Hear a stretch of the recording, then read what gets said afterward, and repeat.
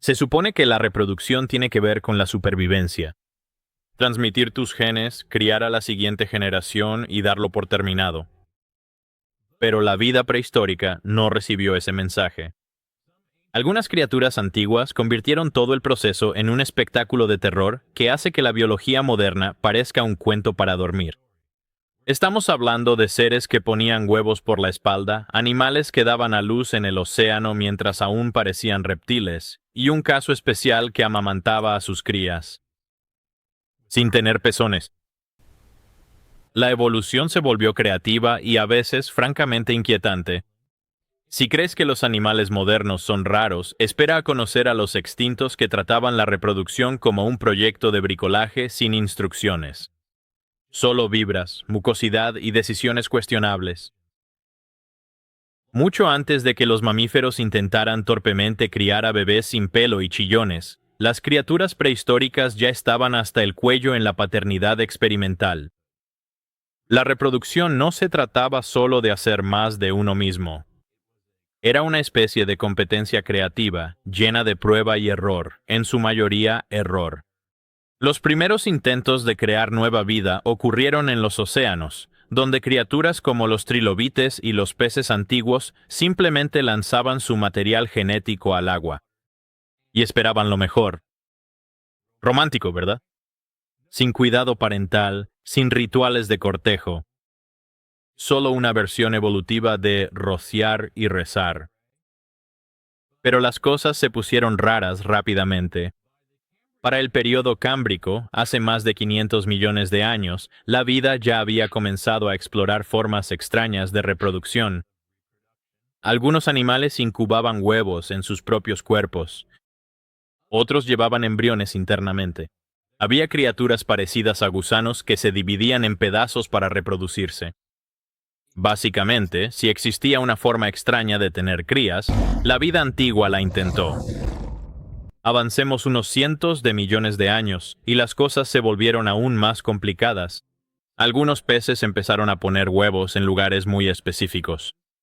Otros comenzaron a dar a luz crías vivas.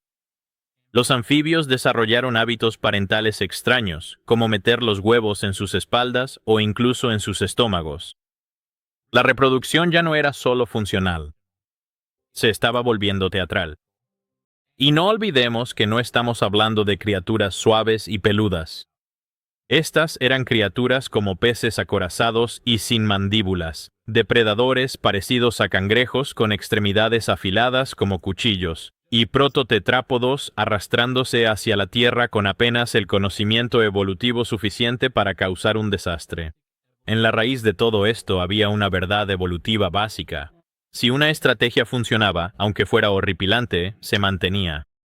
A la naturaleza no le importa la decencia. Si dar a luz a través de tu piel ayudaba a tu especie a sobrevivir unos cuantos millones de años más, felicidades, esa es tu vida ahora. Pero por extraño que parezca, aún no hemos hablado de los peores infractores. Porque aunque el mundo prehistórico estaba lleno de formas extrañas de tener descendencia, algunas criaturas fueron mucho más allá en sus esfuerzos por desconcertar a los paleontólogos del futuro. Uno pensaría que habría un límite para lo raro que la evolución permitiría que se volvieran las cosas. Pero no, resulta que el libro de reglas prehistórico era más bien una sugerencia flexible.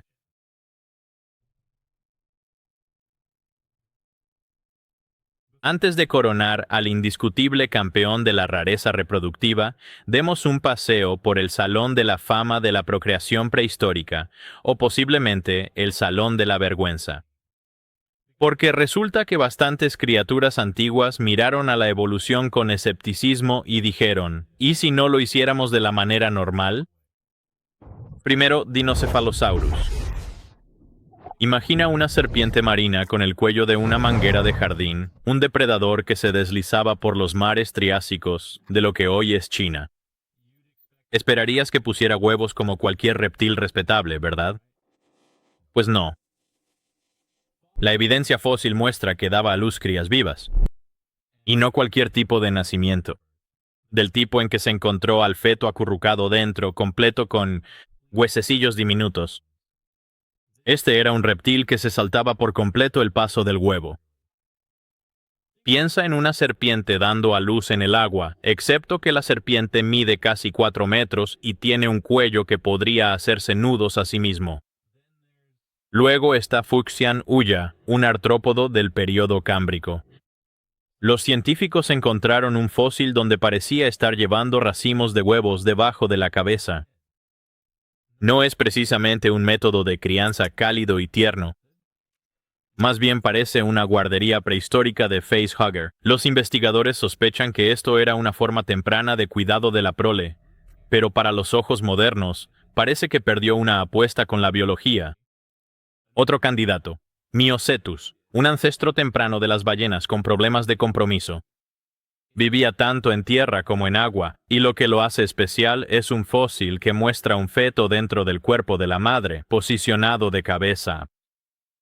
Eso puede no parecer gran cosa hasta que te das cuenta.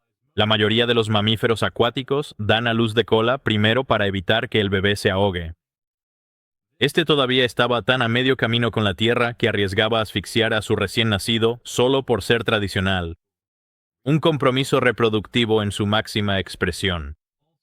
También un saludo a Waptia fieldensis, otro bicho raro del Cámbrico. Esta criatura parecida a un camarón logró meter más de 2 docenas de huevos en su caparazón. ¿Acogedor? Tal vez. ¿Eficiente? Probablemente. ¿Visualmente perturbador? Absolutamente. Llevaba a sus crías bajo el caparazón como si estuviera contrabandeando uvas. Y funcionó. Esos huevos estaban sorprendentemente bien conservados, revelando mucho sobre la crianza temprana de los artrópodos. Aún así, no querrías tocarlo. Y no olvidemos a los anfibios como los antiguos ancestros de Gastrotheca wenteri, que probablemente hacían algo similar a sus parientes modernos, incubando a sus crías dentro de sus espaldas. Literalmente. Bolsillos de piel, donde los huevos eclosionan y se transforman en ranitas antes de salir reventando. Así es. Lanzadores de bebés incorporados. Nada aterrador en absoluto. Todas estas criaturas merecen un aplauso lento por su esfuerzo. Tomaron riesgos reproductivos, lo hicieron extraño y, en algunos casos, obtuvieron fósiles a cambio. Pero por más extrañas que sean estas estrategias, aún parece que siguen alguna versión de la lógica. Una versión retorcida, claro, pero lógica al fin y al cabo. Sin embargo, hay una criatura extinta que no solo dobló las reglas. Las ignoró, las destrozó y se inventó su propio manual de usuario. Pone huevos, produce leche, no tiene pezones y genera tanta confusión evolutiva que ha dejado a los científicos rascándose la cabeza durante décadas. No es el más grande, ni el más aterrador, y definitivamente no es el más famoso. Pero cuando se trata de reproducción, eso te hace decir, espera, ¿hizo qué? ¿Esta criatura se lleva el premio?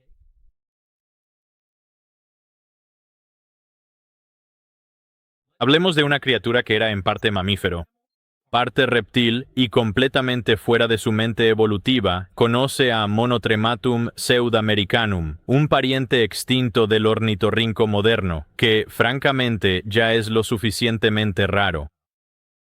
¿Pero Monotrematum? ¿Esta criatura hace que el ornitorrinco parezca normal? Vivió hace unos 61 millones de años, en lo que hoy es Sudamérica, durante el período Paleoceno. La evidencia fósil es escasa, en su mayoría solo unos pocos molares. Pero esos dientes eran lo suficientemente distintivos como para ponerle un nombre y afirmar con confianza, sí, esto era un monotremo. Y si no estás familiarizado con lo que son los monotremas, permíteme explicarlo. Con suavidad. Los monotremas son mamíferos que ponen huevos. No es un error de escritura. Incuban a sus crías como los reptiles, luego las alimentan con leche, como los mamíferos, pero sin pezones. En su lugar, segregan leche a través de poros en la piel. Imagina una criatura que lacta por el pecho como un filtro de café sudoroso. Ese es tu punto de partida. Ahora añade la parte de los huevos. A diferencia de las aves, que ponen huevos de cáscara dura, los monotremas ponen huevos correosos, como un bolso reptiliano lleno de potencial. La madre luego se enrolla alrededor de los huevos en una especie de bolsa improvisada o madriguera, manteniéndolos calientes con el calor de su propio cuerpo. Lindo en teoría. En la práctica, perturbador. Es como si un lagarto intentara criar hijos con instintos de mamífero, pero sin el equipo adecuado. Monotrematum no se detuvo ahí. Al igual que su primo moderno, el ornitorrinco, probablemente tenía electroreceptores en el hocico para detectar presas bajo el agua, y posiblemente espolones venenosos en las patas. Entonces, además de la extraña estrategia reproductiva, ¿también era un Frankenstein venenoso que ponía huevos y sudaba leche? Y si te estás preguntando, espera, ¿cómo funciona esto siquiera desde una perspectiva evolutiva? Eso es exactamente lo que los paleontólogos han estado tratando de averiguar. Los monotremas son reliquias evolutivas, una extraña mezcla de características de mamíferos superpuestas sobre un esqueleto reptiliano. Representan una línea de mamíferos que se separó temprano, antes de que el nacimiento vivíparo se volviera estándar entre sus parientes. Lo que significa que Monotrematum simplemente hacía lo suyo en aislamiento evolutivo. Como un experimento de marca blanca que nadie pensó que funcionaría, pero que de alguna manera existió durante millones de años. Para hacerlo aún mejor, o peor, imagina ser una de sus crías. Sales de un huevo pegajoso y correoso en una madriguera de tierra, ciego e indefenso, y tu primera comida es leche que se filtra a través de las glándulas sudoríparas de tu madre. No hay pezón al que aferrarse, ni ubre que te guíe, solo pelaje húmedo e instintos de supervivencia. Si esto suena como algo sacado de una película de ciencia ficción de bajo presupuesto, es porque bien podría serlo. Pero lo más sorprendente, esta estrategia funcionó. Los monotremas todavía existen hoy en día, concretamente el ornitorrinco y los equidnas, lo que significa que este delirio reproductivo no solo era viable, sino exitoso. Monotremotum formaba parte de un linaje que esquivó la extinción mientras todos los demás intentaban descubrir cómo dar a luz crías vivas o evolucionar pezones adecuados. Es una rareza reproductiva que no solo sobrevivió, sino que prosperó. En un mundo lleno de depredadores, continentes en movimiento y extinciones masivas, Monotrematum y sus parientes siguieron con su extraña rutina, poner algunos huevos blandos, sudar un poco de leche y no preocuparse demasiado por lo que piensen los mamíferos placentarios. Y por eso se gana el título. No porque fuera el más peligroso o incluso el más grotesco, sino porque redefinió lo que significa ser perturbador. Silenciosamente, de manera eficiente y con glándulas mamarias que nunca se molestaron en desarrollar una plomería adecuada. Si Monotrematum es el campeón indiscutible de la incomodidad reproductiva, entonces Rhabdoplura es el extraño pequeño subcampeón que acecha en las sombras del Paleozoico. Es diminuto, colonial y parece más una tubería que un animal. Pero lo que le falta en carisma lo compensa con combustible para pesadillas biológicas. Técnicamente hablando, Rhabdoplura es un género viviente, pero forma parte del linaje más amplio de los graptolitos, la mayoría de los cuales están extintos desde hace mucho tiempo. Los graptolitos existieron desde el Cámbrico hasta el Carbonífero, y sus fósiles parecen garabatos de lápiz en la lutita, pero esas líneas de aspecto inocente son los restos de una antigua supercolonia flotante en el océano, con un sistema reproductivo que parece sacado de un insecto distópico, directamente del manual del Overlord. Imagina una colonia de pequeños zoides, cada uno una criatura de cuerpo blando, viviendo en una estructura tubular compartida llamada tuberium. Estos zoides no eran animales independientes, eran más bien como órganos de un solo cuerpo colonial. Algunos se encargaban de la alimentación, otros de la reproducción, y algunos simplemente existían para mantener el sistema de tuberías funcionando. División del trabajo, estilo paleozoico. Ahora bien, ¿cómo se reproducía esta colonia? Simplemente haciendo crecer nuevos zoides a partir de los ya existentes, como las células de levadura que se reproducen por gemación, o, peor aún, como clones parasitarios internos. Y por si eso no fuera lo suficientemente extraño, los zoides reproductores pueden haberse sacrificado en el proceso, básicamente dando vida a nuevos miembros de la colonia al ceder su propia masa interna. Es reproducción por donación corporal. Este método permitía que la colonia siguiera expandiéndose sin hacer nada que se pareciera remotamente a la reproducción tradicional. Sin gametos, sin parejas, solo un zoide transformándose silenciosamente en otro, como una especie de grotesco reinicio biológico de fábrica. Un minuto estás alimentándote, y al siguiente eres la materia prima para la fábrica de bebés de otro. No es precisamente un entorno apto para la familia. También hay evidencia de que ciertos zoides estaban especializados en la reproducción sexual, lo que significa que, mientras el resto de la colonia simplemente brotaba y florecía, estos individuos tenían la tarea de producir larvas que pudieran alejarse y formar nuevas colonias. Básicamente, el ciclo de vida de Rhabdoplura era una mezcla de gemación, reciclaje propio y, de vez en cuando, plataformas de lanzamiento de larvas. Era como si el coral, las hormigas y los robots tuvieran un bebé, y luego ese bebé se comiera a sí mismo y formara otra colonia. Los fósiles de antiguos graptolitos muestran que esta estrategia funcionó increíblemente bien. Estas criaturas tuvieron un éxito increíble durante más de 200 millones de años. Sus colonias se extendieron por los océanos, ancladas al fondo marino o flotando libremente, prosperando en ecosistemas que aún estaban tratando de averiguar qué era un pez.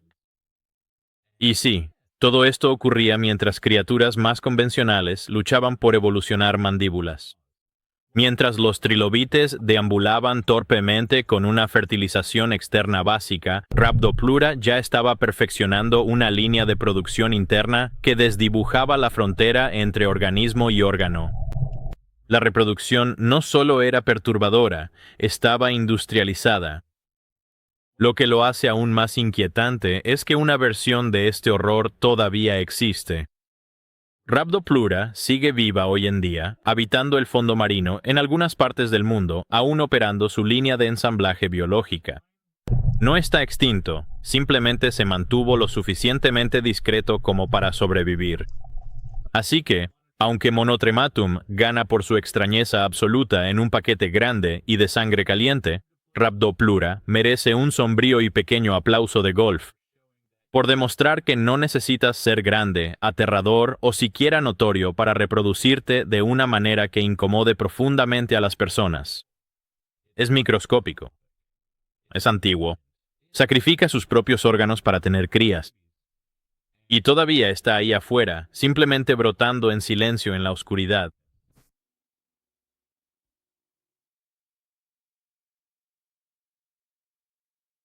Ahora quizá te estés preguntando, ¿cómo sucedió todo esto? Mamíferos que ponen huevos y tienen piel que resuma leche, gusanos coloniales que se reproducen sacrificando su propio cuerpo. ¿La naturaleza simplemente se rindió? No exactamente. Por más perturbadoras que parezcan estas estrategias desde la perspectiva humana, a la evolución no le importa lo que tenga sentido para nosotros, solo le importa lo que funciona. Empecemos con Monotrematum y sus parientes los monotremas. Poner huevos parece algo primitivo, claro, pero en realidad les dio a los primeros mamíferos una gran ventaja para sobrevivir. Los huevos pueden esconderse, abandonarse e incubarse sin que los padres tengan que invertir mucho. Lo cual es genial cuando todo a tu alrededor intenta comerte la cara. La parte de la leche, aún más extraño, pero un gran triunfo evolutivo. Alimentar a las crías recién nacidas sin tener que cazar o buscar comida significaba que los bebés podían crecer seguros, acurrucados en madrigueras. ¿Sin pezones? No hay problema. Mientras la leche llegara a la boca, la evolución le daba el visto bueno. Y por si te preguntas por qué el método de la leche a través de glándulas sudoríparas no fue reemplazado, resulta que los monotremas nunca necesitaron evolucionar algo más complejo. Encontraron un nicho ecológico, se mantuvieron en él y nunca se molestaron en mejorar. Eran como el viejo teléfono de tapa del mundo mamífero.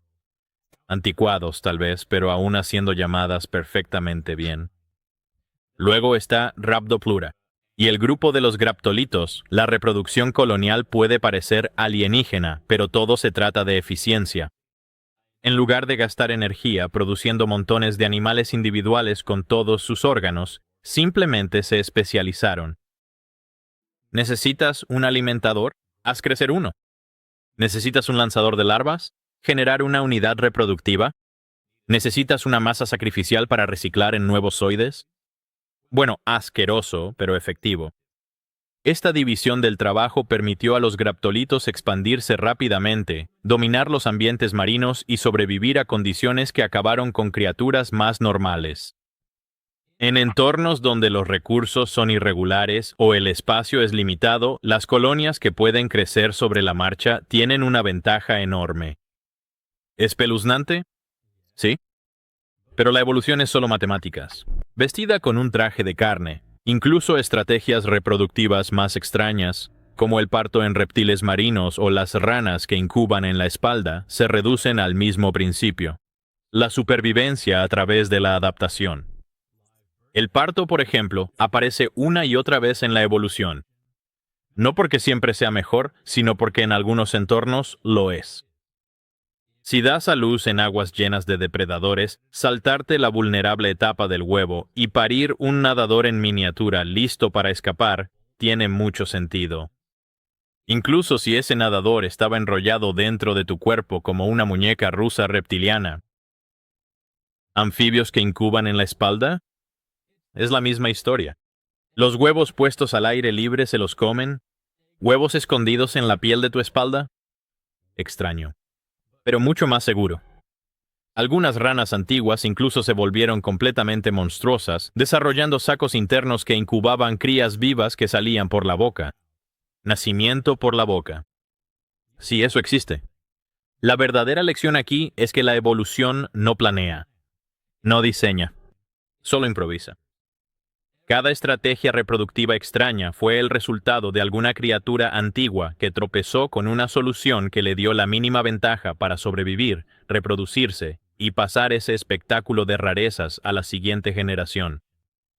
Y si eso significaba sudar leche o convertir tu cuerpo en una fábrica de larvas, la evolución se encogía de hombros y decía: si funciona, funciona.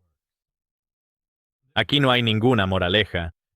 No hay una mano guiando las cosas hacia la perfección. Solo miles de millones de años lanzando los dados y conservando lo que no se autodestruye de inmediato. Por eso, muchos de estos métodos perturbadores no evolucionaron solo una vez. Siguieron apareciendo en diferentes especies, diferentes épocas y distintas ramas del árbol de la vida.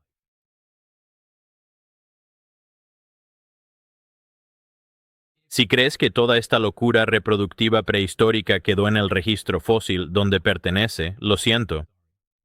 No fue así. El desfile de rarezas simplemente siguió avanzando hasta llegar a la era moderna. Perturbar la reproducción no es solo una reliquia del pasado. Está vivo, se retuerce y ocasionalmente surge de lugares donde nadie preguntó. Empecemos con el caballito de mar. Pececitos lindos, ¿verdad? Ligero, suave. ¿Vagamente mágico? Seguro. Excepto que los machos se quedan embarazados. Eso no es una metáfora. Literalmente desarrollan una bolsa incubadora, donde la hembra deposita sus huevos y luego el macho los fertiliza e incuba. Unas semanas más tarde, entra en pleno trabajo de parto y expulsa decenas o incluso cientos de pequeños caballitos de mar en una nube de caos acuático. Él contrae, jadea. Dispara a los bebés como si fuera un cañón viviente. Es a la vez bello y desconcertante. Luego está el caseliano, un anfibio con forma de gusano que ya parece un accesorio descartado de una película de terror. Algunas especies presentan un comportamiento maternal muy especial. Los bebés se comen la piel de su madre. No metafóricamente, literalmente. Ella desarrolla una capa de piel grasa y rica en nutrientes, solo para que ellos la arranquen y devoren. Esto se llama dermatofagia. Y sí se considera normal. Porque, ¿qué mejor manera de crear lazos con tus crías que dejar que te exfolien hasta la muerte? Pero espera, hay más. El equidna, un monotremo, primo del Monotrematum, no solo pone huevos correosos y alimenta a sus crías con leche que sale de poros en la piel, sino que los machos vienen equipados con un pene de 4 cabezas. 4 cabezas. Solo 2 funcionan a la vez, y los científicos aún no están completamente seguros de por qué. Es como la ruleta evolutiva. Gira la rueda, elige una cabeza y espera lograr la fertilización. Todas estas criaturas están vivas hoy en día, lo que significa que el legado de la locura reproductiva prehistórica no se extinguió. Simplemente evolucionó en nuevas formas. Los métodos cambiaron, los protagonistas son diferentes, pero la vibra, inconfundiblemente maldita. Y aquí viene lo mejor. Los humanos somos los raros evolutivamente hablando. Fertilización interna, placentas, nacimiento vivíparo, glándulas mamarias, todo eso es relativamente reciente en la gran línea del tiempo. La mayoría de las criaturas, pasadas y presentes, no se reproducen como nosotros. Ellos lo hacen como la evolución les indicó, es decir, de la manera que mantenga a la especie en marcha, sin importar lo incómodo que resulte para los demás. Así que la próxima vez que veas a un ornitorrinco poniendo un huevo o a un caballito de mar papá dando a luz a 100 crías, recuerda. Esto no es una desviación curiosa. Esta es la norma biológica, servida con una dosis de combustible para pesadillas. La evolución no juzga, solo obtiene resultados. ¿Y esos resultados? Aún así, inquietantemente eficientes.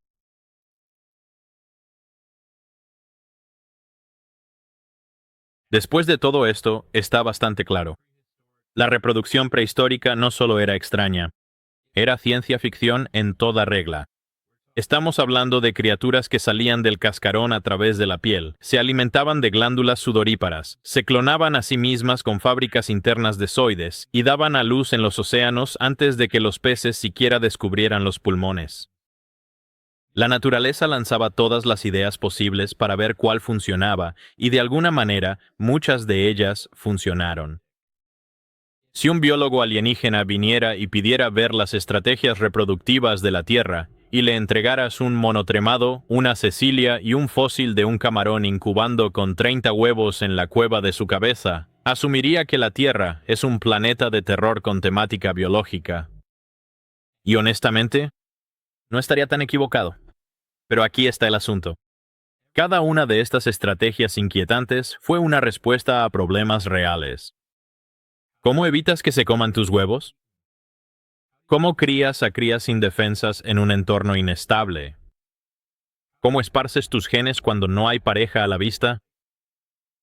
Estas criaturas no intentaban ser extrañas, solo trataban de sobrevivir usando cualquier herramienta que la evolución les diera, aunque eso significara sacrificar su propia carne o sudar el desayuno para sus hijos. Quizás lo más impresionante es que estas estrategias no fueron casualidades. Evolucionaron una y otra vez en diferentes formas, a través de especies completamente no relacionadas. La evolución no intentó una sola vez una reproducción perturbadora y luego siguió adelante. Se aferró a ello. Y aunque podamos estremecernos ante la idea de ranas que dan a luz por la boca o penes de ornitorrinco con 4 cabezas, la realidad es que funcionó. Estas estrategias mantuvieron vivas a las especies a través de eras glaciales, extinciones masivas, el desplazamiento de continentes y eventos de anoxia oceánica. Mientras tanto, la mayoría de las llamadas criaturas normales de aquella época, fosilizadas, extintas, desaparecidas. ¿La lección? No hay una sola manera correcta de crear más vida. Ya seas un gusano colonial que emerge de los suyos o un mamífero que expulsa leche por las axilas, lo único que importa es la próxima generación. Así que la próxima vez que alguien te diga que la evolución es elegante, recuérdaselo. También es profundamente inquietante, sorprendentemente húmeda y sigue avanzando con fuerza.